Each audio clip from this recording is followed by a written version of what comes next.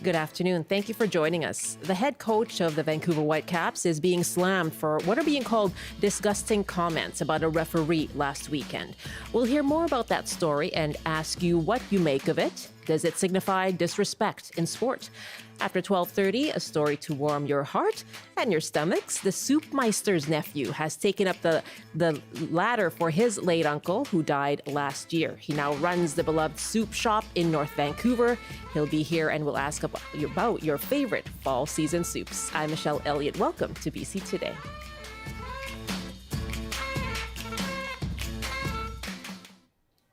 Thank you very much for joining us on CBC Radio 1, live streaming on CBC Gem, cbc.ca/BC, and on the CBC Vancouver YouTube page.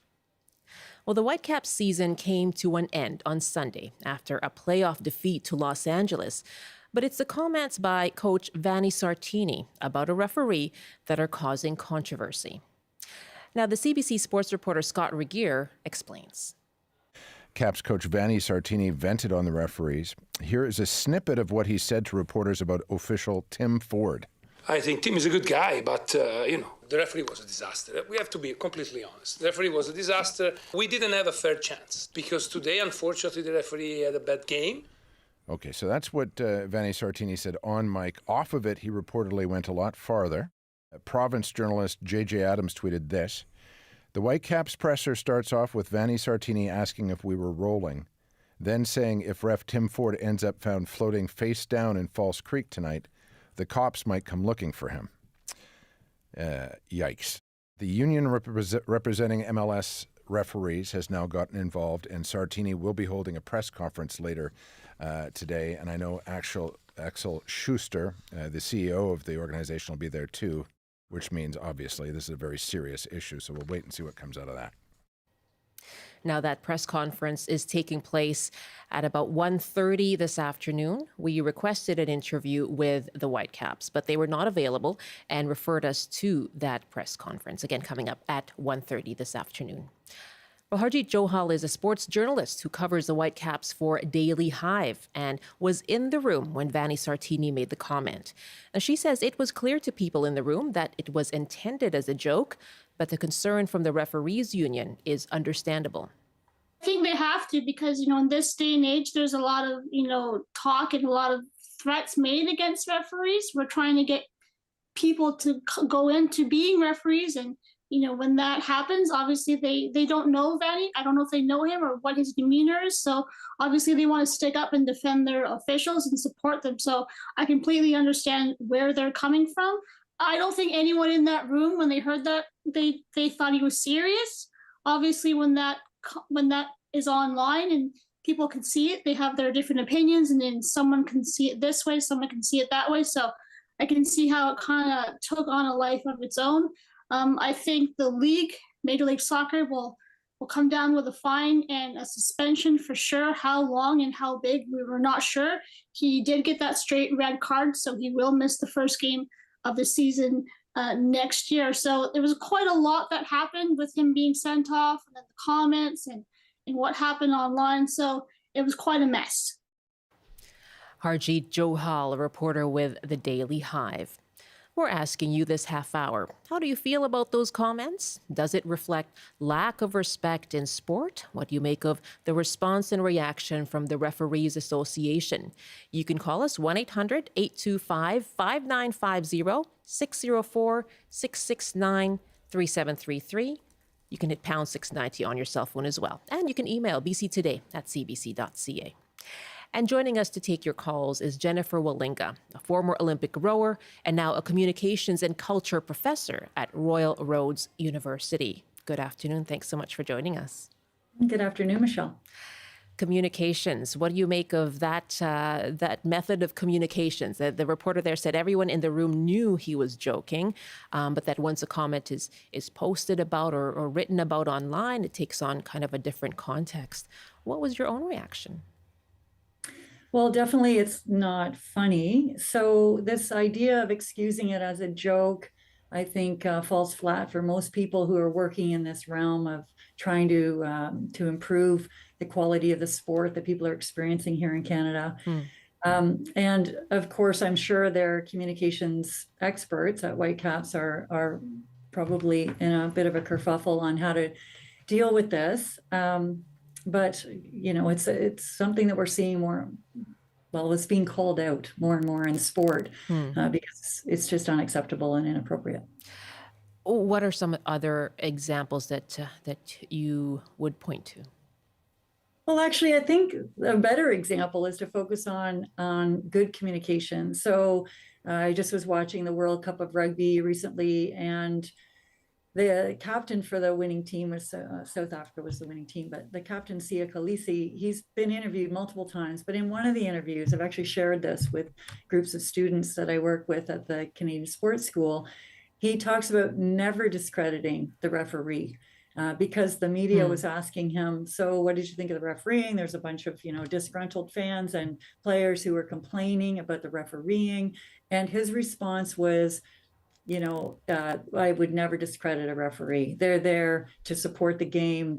And this is what I think we need to focus on, is that everyone is a participant in sport and we all need each other. I can't have a game if I don't have my opponent. So I need to respect my opponent. I need to respect the referees, my coach, the spectators, the fans. We're all kind of there creating an experience together. So I want to highlight that as really positive communication and a way to kind of stand up to some of the pressure to engage in the abuse that's occurring against referees, but other people as well. I think we've seen examples of people making, Don Cherry, that's a famous one in Canada, where he says, you people, you come to Canada and it was called out as racist. It was racist. And then he was released from his role, right? Interestingly, though, sorry, I'm kind of just going off on this, but interestingly, his comment was then kind of pared down to be you people, and they media left off, you come here, which made it much more explicitly racist. It was clear that he was talking about immigrants to Canada. And so you're actually taking it beyond than the referees, right? So this is a more of a general, widespread culture in sport. You referred to rugby there. There seems to be more of a culture of respect for officials in rugby. Are certain sports more amenable to a culture of respect? I think, I always loved volleyball, and I think volleyball has increasingly brought in rules that preserve the respect for the referee, who can actually approach the referee, whether you can approach the referee during a game, what the process is, very, very clear. So I love that. And I think we need more of that in all sports, actually. And so you talked about referees, the role of referees. And so, and the often, the criticism that is lobbed at them.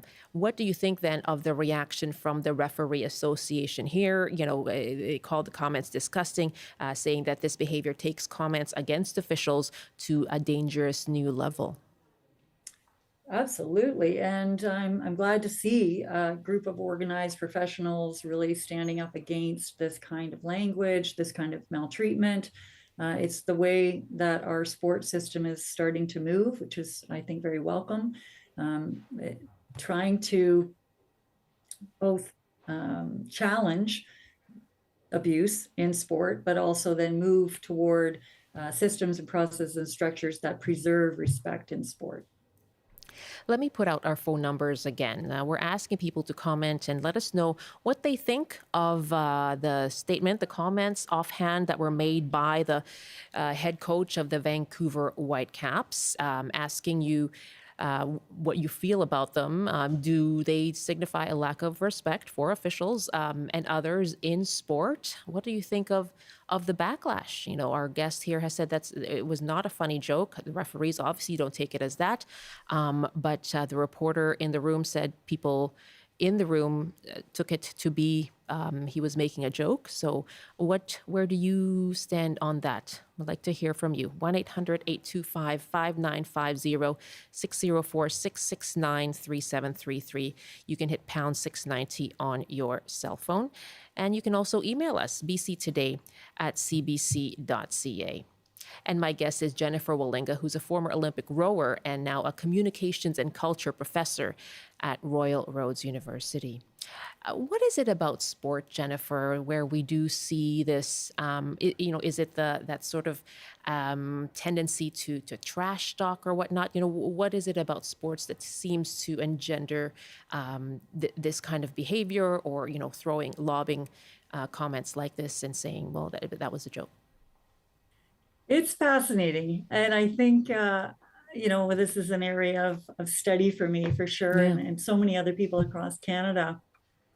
There's definitely something going on in sport that where we find ourselves privileging trash talk, chirping one another.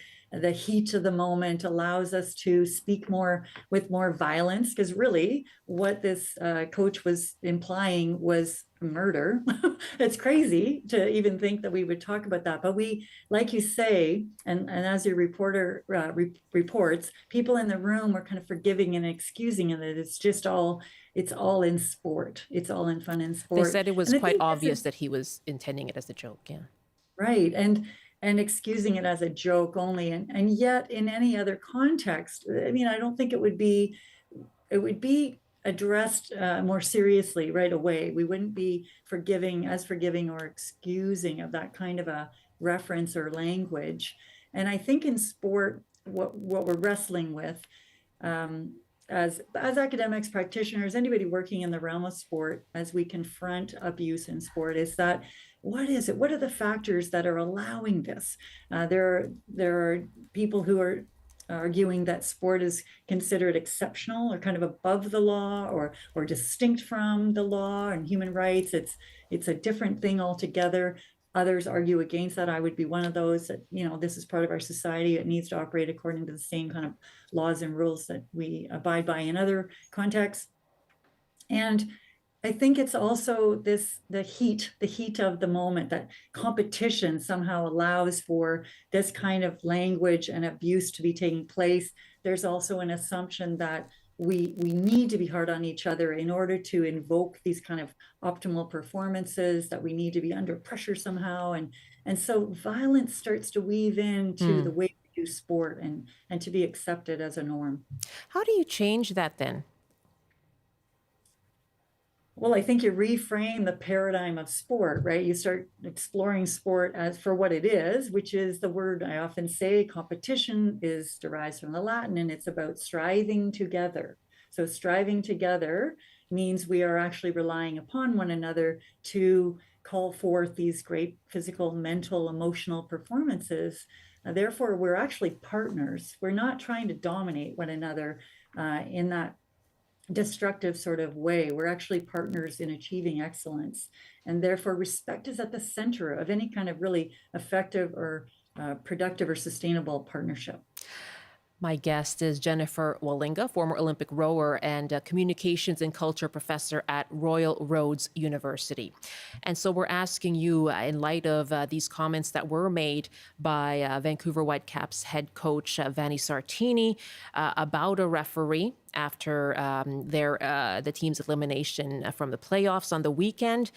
We're asking you for your comments and your reaction to what he said. Now, I'm going to read you the tweet from the reporter who did write about what the comments were. And so this is from the province reporter, J.J. Adams.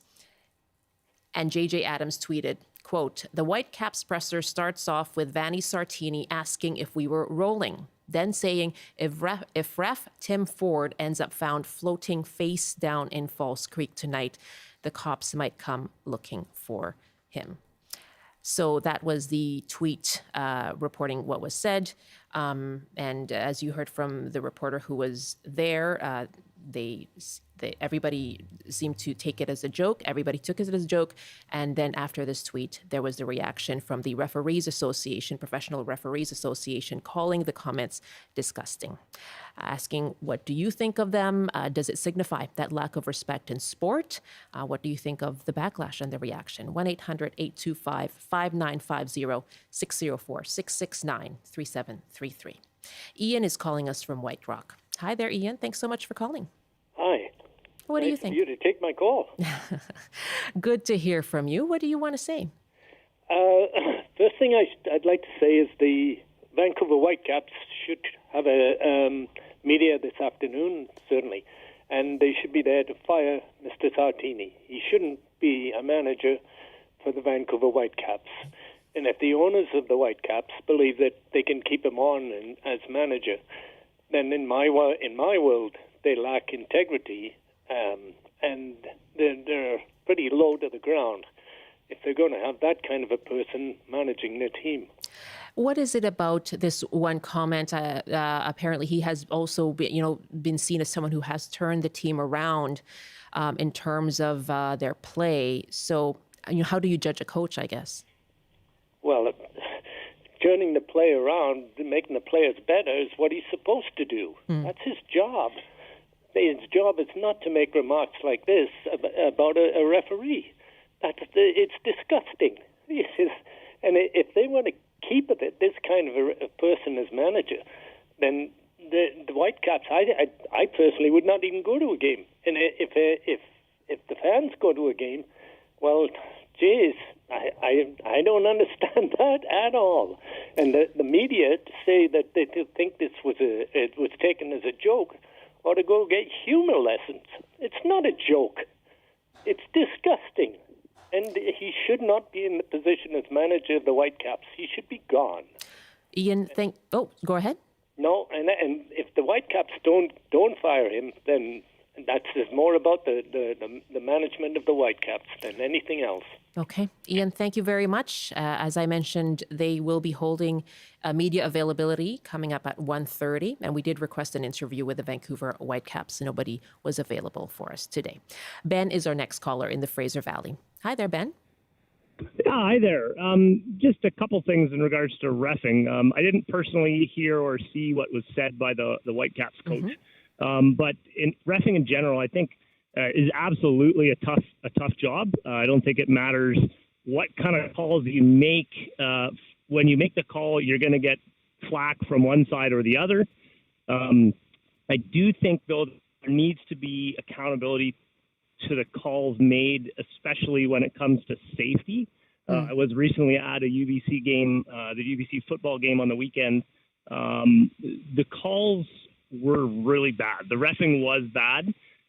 There were calls that were missed when it came to players getting hit after the whistle. And those calls, they weren't made. There needs to be accountability for those calls after the fact. We've seen in rugby in the World Cup how, a player gets a call or a card, and then that play is under review to see if it needs to be upgraded to a different kind of call. And that goes to, wherever in the case of the rugby, it goes to the TMO, and there's a team that reviews that play. I haven't seen anything in football, or, maybe in soccer there is that as well, but in football in particular, there isn't, that I'm aware of, any kind of committee or group that reviews plays to see if there's safety involved when a call is missed by a referee. Right, I've seen that in basketball for sure. So I think, definitely, absolutely, have a hard job.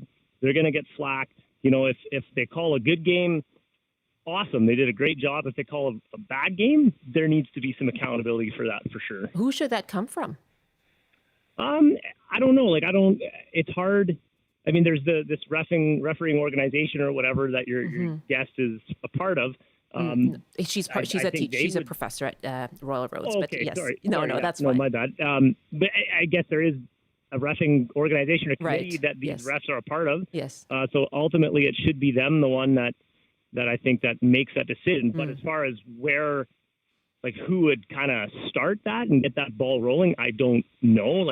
Is there a number that people could call to kind of to lodge a complaint as far as missed calls, especially for safety wise. Yeah. I haven't heard of that. Yeah, So. really good, interesting perspective. Great call. Thank you so much, Ben. Yeah, no worries. Take care. That's Ben in the Fraser Valley. Let's go back to Jennifer Willingo on that. I can see you nodding as he's making his comments that definitely, there's a need for respect for referees. They have a really tough job, but when the calls are, when there are bad calls, how do you pursue accountability? Well, I think Ben did a good job of referencing rugby again, and it's one of my favorite sports. But I can tell. It's built into the game, right? That they actually have a process for reviewing calls on the basis, and the other point that Ben raised that I thought was really important, on the basis of safety. So, and that brings me to what Ian was talking about. And if we're talking about accountability, accountable to what? Yes, to whom? And there are governing organizations for sport that should be holding referees, coaches, athletes, everybody accountable. But to what? Well, to safety. But also it brings up Ian's point about the coach is accountable for results, but also for developing these human beings that are in his care or her care, depending on the coach or their care. So we can't also only be measuring in terms of safety. We do care about performance. It's about trying to strive for excellence, but it's also about this idea of being respectful, contributing citizens to humanity, that we're trying to develop them as people holistically. And what is sport for? Sport is for, yes, excellent performances, but it's also for the sake of society. It's human and social development, right? We're all learning about how to strive for excellence in a way that relies on one another, that is interdependent, that is about respect, but also challenge, and in a way that's quite beautiful when done well. Michael is calling us next from Vancouver now. What do you make of the comments from Coach Sartini to begin with and the reaction, Michael? Well, I was at the game, and it was exasperating. I did feel that it was fairly one-sided, and the last few minutes were pretty tense. It even looked like he had pushed one of our players or one of our players that ran into him, and he had kind of pushed him down. This is the referee? The referee, okay. Yeah. So there was, people were exasperated. So I can understand the tone in the press room. In context, obviously this isn't Brazil where, refs and players and whatnot are getting killed for bad calls and missed shots and all the rest of it. But still, I agree he should have been aware that, social media tends to filter and sift down to the actual, comments of, find him floating face down in Falls Creek. That's what people read, and they read the sound bites, and they don't get the context of the room, that it was a joke, and, albeit a dark joke. But yeah, I do agree that, he probably should have chosen his words better and understood that anything he said in that moment was going to be filtered into a soundbite that will, ultimately work against him and the sport. Yeah, and so what do you were at the game on Saturday. You're obviously a fan. What would you want to see from the Whitecaps then, Michael? I think at least a public acknowledgement. I don't know that he needs to necessarily be suspended. I think that a public acknowledgement of, hey, he said these comments in the heat of the moment. That's not who he is. I heard an interview with him on another radio station beforehand, and he seems like I don't know him, but he seems like a fairly jovial, nice guy who has a good head on his shoulders. So, he made some comments. Maybe they were cultural, being an Italian. Maybe he, that you can be more flip. I don't know. So I think that just a statement that, he misstepped here, but I don't think he should be a pariah for it. And he should understand, that there were, my daughter was there, so, if she heard those comments after the fact, she'd probably be, it's a little heavy-handed. How old is your daughter? 13. 13. Does she play soccer? She has, but she will probably get back into it. She's just going into high school and Okay. all that means. Yeah, yeah. See if there's time. Michael, good to hear from you. Thank you very much. And we don't know what was, behind or what brought that on, or what was in his mind as he was making those comments. But he said he intended it as a joke, as the reporter said that it came out to the room as intended as a joke. But what we can say what was reported, and we can look to what the Whitecaps may do in about an hour from now. And so, Jennifer Willinga, if the Whitecaps came to you for advice on what they should do or say in an hour from now and how to respond, what would you say? Yeah, I think Michael raised quite a number of really good points about professionalism and accountability, tagging on to what Ben was talking about earlier as well, that both for refs, but also for coaches, but everybody in the sports space, right, needs to really rise to that level of professionalism. And the heat of the moment, how forgiving are we? I think we just have to be very cognizant that we can't excuse behaviors because of the heat of sport anymore. We need to level up sport so that we're all behaving more respectfully and professionally within the sport realm. We've often excused words and behaviors because of their culture. And I'm talking about, interculturalism here. Of the Rubiales was excused for both assaulting the player, both kissing her, but also lifting her or jumping on top of her. Actually, she had to catch him. That was excluded from a lot of the media. So that was an assault. And then we excuse it because he's Spanish. And I think we have to be careful of that. I do think we can take all of that into consideration. There's a similar case again in rugby where Jamie Cudmore was caught tweeting after the women on the team had filed a complaint against the coach, and there was a safe sport process investigation, et cetera. And Jamie made a few comments on Twitter that got him in some hot water, and because they were racist. And no one could argue with the fact that they were racist. And so now what is to be done, both with Cudmore, it was training, I think with Sartini, that it's the same sort of thing. I think a suspension is probably warranted because of the nature of the comments. Is very serious, and we need to take that seriously. Otherwise, we're sending the message that it's okay to talk about killing someone. It isn't. It's not funny, and it's not okay anywhere.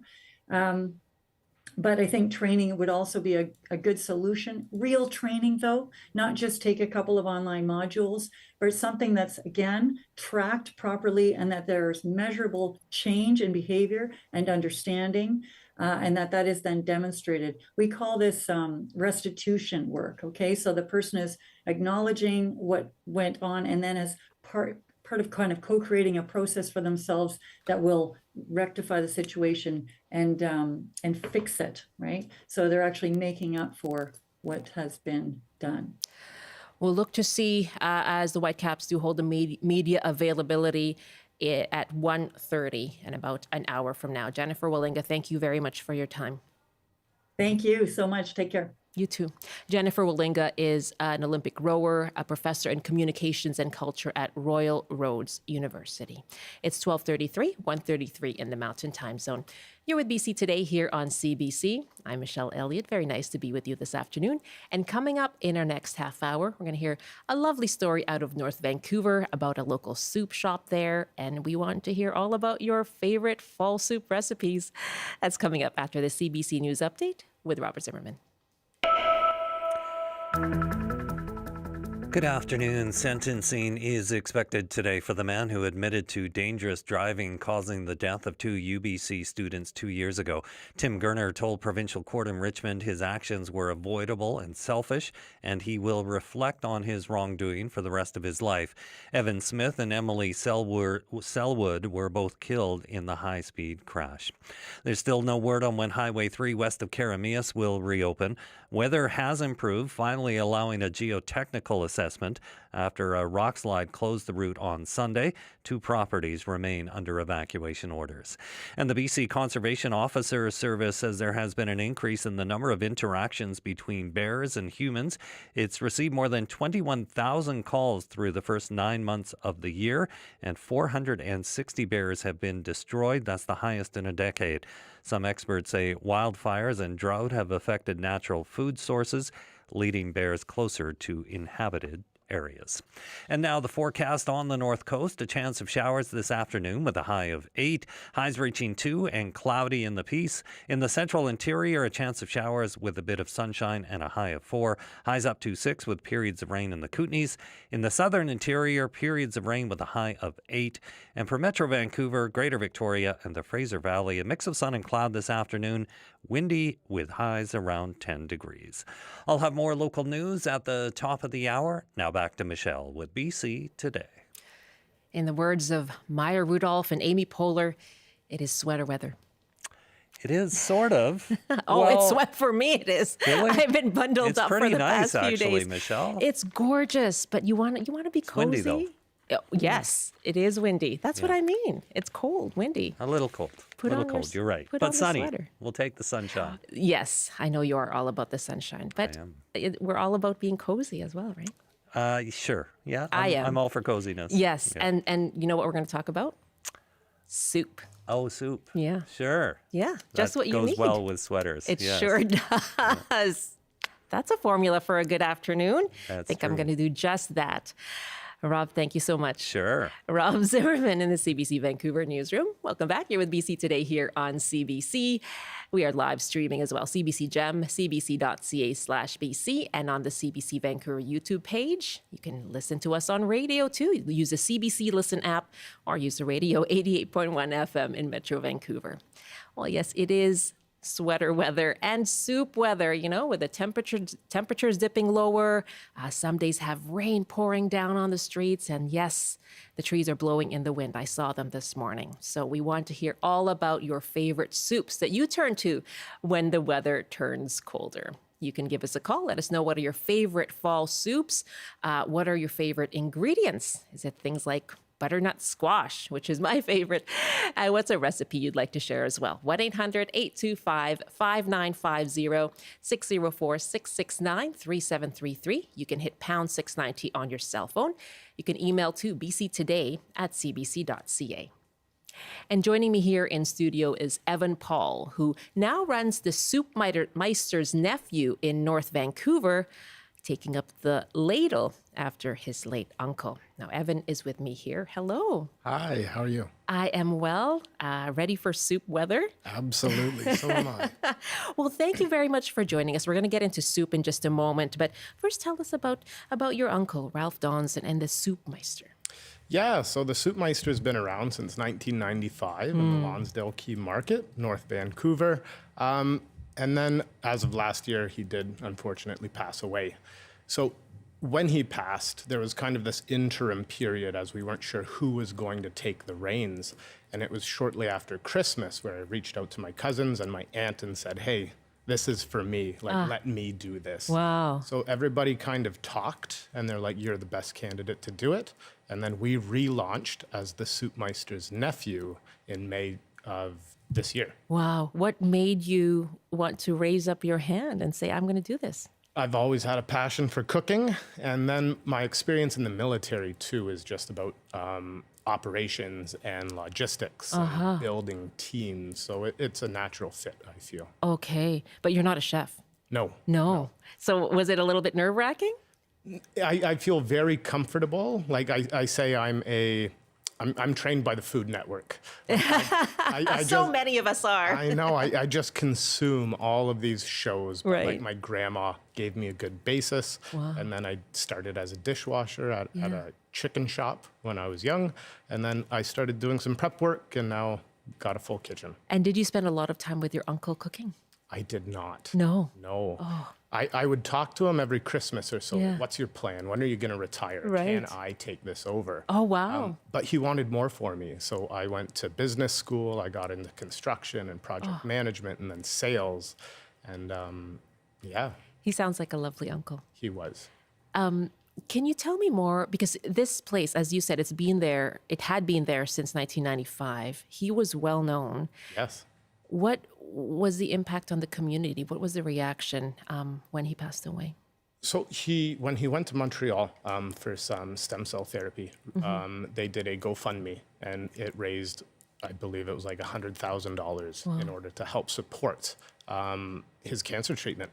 and he did not make it back. But when the celebration of life happened in February, the pipe shop at the shipyards was fully booked. We had over 500 people attend. Wow. And that was when I made the announcement that we were going to keep this going. Yeah. Well, there's that too, because then people didn't know what was going to happen with the Soupmeister. Yeah. So what's the role of this shop in North Vancouver?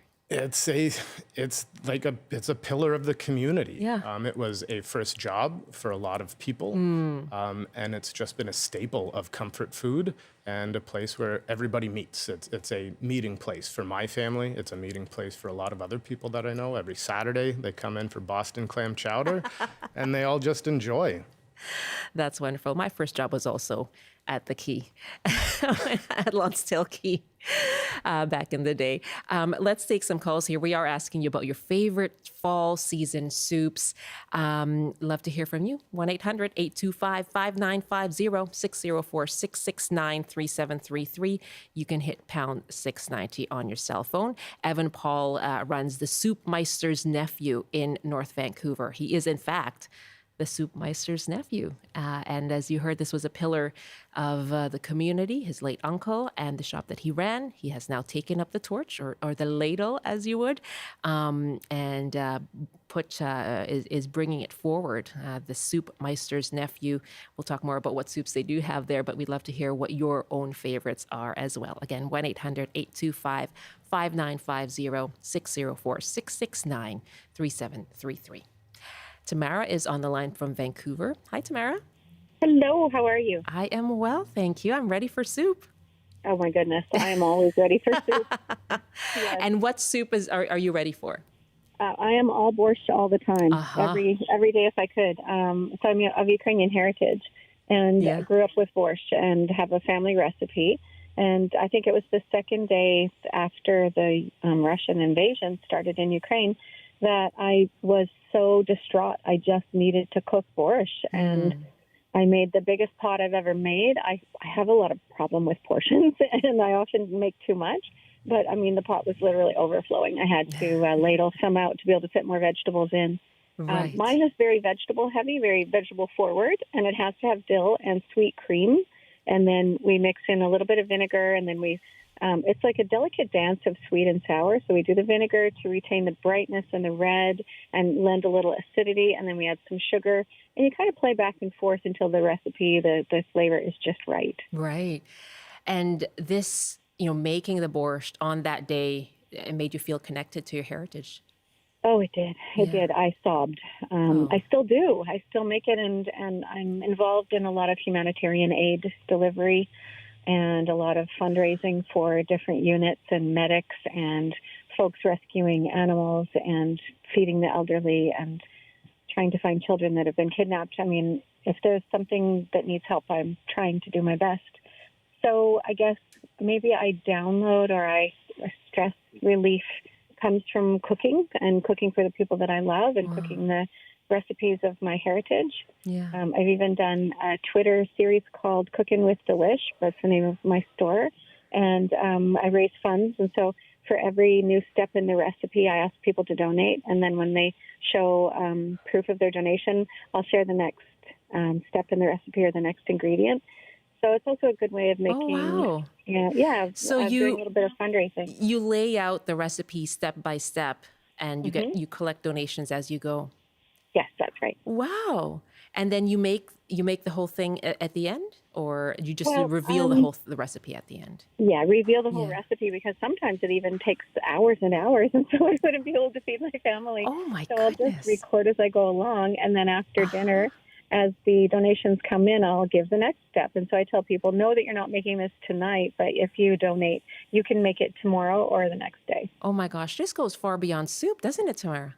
It does. Yeah. I think food does generate so much emotion, and it has so much history and ties to our families and our roots. I think it's really important. This story about the soup man, the soup nephew, it really rings true to me. And I just love that he's been able to do this. Oh, I love that you called. And what was the name of your show again? Well, my store is called Delish General Store. I'm a regular caller, but on Twitter, I'm at Delish Gen Store. And the series is called Cooking with Delish. You'd have to scroll up a lot to find the last one, but I'm planning a new one probably within about a week. So if people are interested in following along and donating, then please do. And what a fun idea, too. I haven't heard that before, to follow along a recipe as you go. Yeah, we have to be sharing, and we have to do new things. Yeah, I love that. Thanks for the time. Tamara, thank you so much. Good luck to you. And again, that was at Delish Gen Store, Genn. Gen as in general store on Twitter. That was Tamara calling us from Vancouver. What a beautiful call about the connection. Soup is like a hug for the soul. Yeah. And it is just one of the ultimate comfort foods. And it just reminds you, like tomato soup and grilled cheese reminds me of being a kid watching Price is Right, staying home from school, you know? Is that right? Yeah. When you're sick, because it's something that you have when you're sick. That's right. Is there one particular soup at your store that does that for you? Classic chicken noodle. You cannot go wrong with a classic chicken noodle with chunk chicken and the carrots and the celery and just spaghetti noodle that you get to slurp up. That's so true. And I know, different cultures have their own versions of chicken noodle soup. In Filipino culture, we have our own version as well. And there's chicken tinola, which I know the Filipinos will know is a very popular soup. And it's very similar to chicken broth. With some very light rice noodles. So if anybody knows about chicken tinola, I would love to hear from you. Let us know, what are your favorite fall season soups? It is soup season, along with sweater season. We'll talk about sweaters another episode, but today we're asking you for your favorite fall soups. What are your favorite recipes? And maybe you want to tell us about the story that goes along with your favorite soup, just like Tamara did. What does it connect you to? Our numbers are 1-800-825-5950. 604-669-3733. You can hit pound 690 on your cell phone. And by email, you can reach us, bctoday@cbc.ca. And she referred to your story as well, Evan. Evan runs the Soup Meister's Nephew in North Vancouver, following in the footsteps of his late uncle who ran the Soup Meister in North Van. And so, Evan, have you learned more about the process of making soup then over the last, I guess you said you opened in February? We opened in May. In May. And what I have learned is how to scale soups. Because what I make for myself and my wife at home is like 6 cups in a very small pot. But for us to do it for the general public, we also have retail sales of cold soup and frozen soup. Like we're doing things in the hundreds of liters now. So it's how to do that consistently while maintaining the quality and the flavors time and time again. I can imagine that can be a challenge. John wrote us an email. While I am listening to the show today, I am enjoying a peanut yam chickpea stew. Oh my goodness, I love yam and I love chickpea. John, thank you for this. There are lots of good recipes online for this African-inspired stick-to-your ribs treat. And as long as you've got the basic ingredients, you can swap out some ingredients, for example, kale, and it still turns out awesome. I added some berbere spice for some added warmth. Yum. Oh my goodness, John, I hope you are enjoying that soup while you're listening to us. Peanut yam chickpea stew. It's an African-inspired stew and soup. And berbere spice, I'm not familiar with. Are you familiar with that? I've heard of it. Yeah. I have not cooked with it. Yeah. Am I pronouncing it correctly? Yeah. Okay. All right. There's that. John, thank you very much. What a great suggestion. And I'm so glad that you let us know that you're enjoying that right now. Sheena is calling us next in Victoria. Hi, Sheena. Hi there, Sheena. I think Sheena is not connected at the moment, but she is wanting to talk about how we can not be intimidated making soup. So some people might be intimidated doing so, but we'd also love to hear your recipe. I think we might have Sheena on the line now. Hi, Sheena. Hi, Michelle. Hello there. And the soup master. The nephew, Evan Paul is with us. What did you want to say about being intimidated while making soup? A lot of people are intimidated to make soup. They think it's really complicated. So I have 2 super easy recipes that anybody can do, and they're also really cheap and really quick. Okay, go right ahead. All right, winter squash soup. Take your favorite winter squash or whatever's on sale. My favorite is butternut squash. Yes. 1 red pepper and 1 sort of medium-large onion. Chop them all into medium-sized chunks. Put them in a pot of water. For this one, you just cover with water, bring to a boil, reduce to a simmer for 20 minutes, and that's it. Oh. And it's delicious. It's cheap. That would feed about 4 people. The trick for this one is to blend it smooth. I was going to say, do you blend it afterward? Yeah. That particular one, yes. Nice and creamy. So that would feed 4. It's so easy and bright, really bright and delicious. And I hadn't thought about it, but that's vegan. Uh-huh. And Yeah. have you had it this season, Sheena? I haven't made it yet this season, but now I am inspired to do so. In fact, I'm going grocery shopping, so I think I'll buy a butternut squash. There you go. Oh, my goodness. Yeah. Yes, butternut And squash is my favorite. Go ahead. What's the second one? I love them. Sorry. My cheap, easy, don't be intimidated, and amazing variety soup process, I don't want to say recipe, is buy whatever vegetables happen to be on sale this week. The ones that are just about to go bad, you'll get the best price. Sure. But always include 1 large potato and 1 large onion. Uh-huh. Chop the same way as a squash recipe. Chop them into medium-sized chunks. This one you're going to want to cover with 2 to 3 inches, 2 inches of water above the vegetables. And the same old soup process you use for everything. Uh-huh. Bring to a boil, reduce to simmer. In this case, depending on the vegetables, you will need to simmer until the vegetables are soft.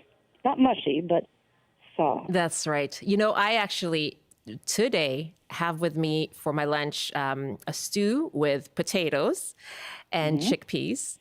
And some quinoa, and all it was, you're right, water and diced tomatoes, and there you have it. Yeah. It's delicious. And you can add whatever herbs and spices you Absolutely. want to. Try different ones. Try out different flavor profiles. Just have fun. And if one doesn't turn out to be great, whatever. You've used the cheapest vegetable. You did.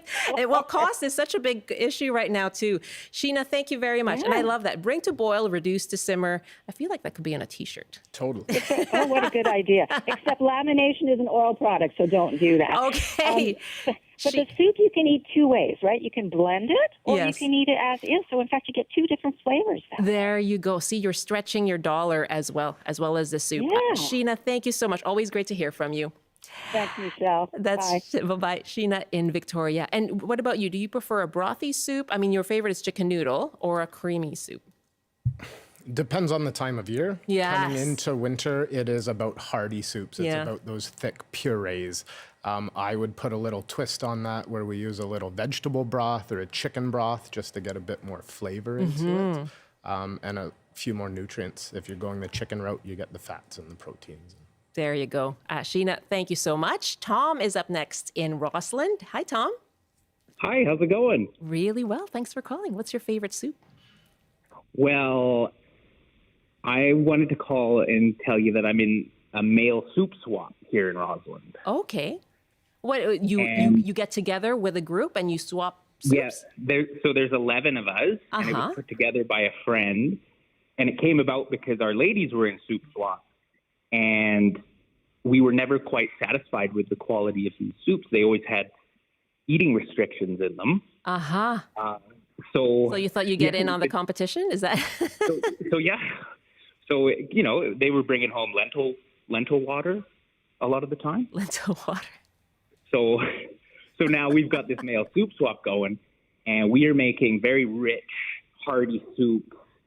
And everyone takes, at the soup swap, you'll get on stage and introduce your soup, take questions about your soup, maybe what pairs well with it. Oh, my gosh. And then we vote on last year's soup, and the winner becomes the Baron of the broth. You take this very seriously. Yeah, we love soup, and we go around chanting I can tell. soup. Like, it's crazy. Okay, what is your show soup? My show soup, the last few years I've been doing, so Kootenay Mountain Culture magazine put out an article on the Grand Forks Hotel, which closed a while ago. Uh-huh. And they published their borscht recipe. So I've been making that borscht recipe the last few years, but introducing like a protein. So like one year I did turkey-based borscht. Last year I did a beef-based borscht. And I've never won Baron of the Broth. But I'm hoping this year's going to change. And when does it take place? It's coming up on December 9th, but it's just whenever we're available. It can be any time of year. Yeah, I see. Fingers crossed. Fingers crossed for you, Tom. Yeah, I'm hoping to get that golden ladle.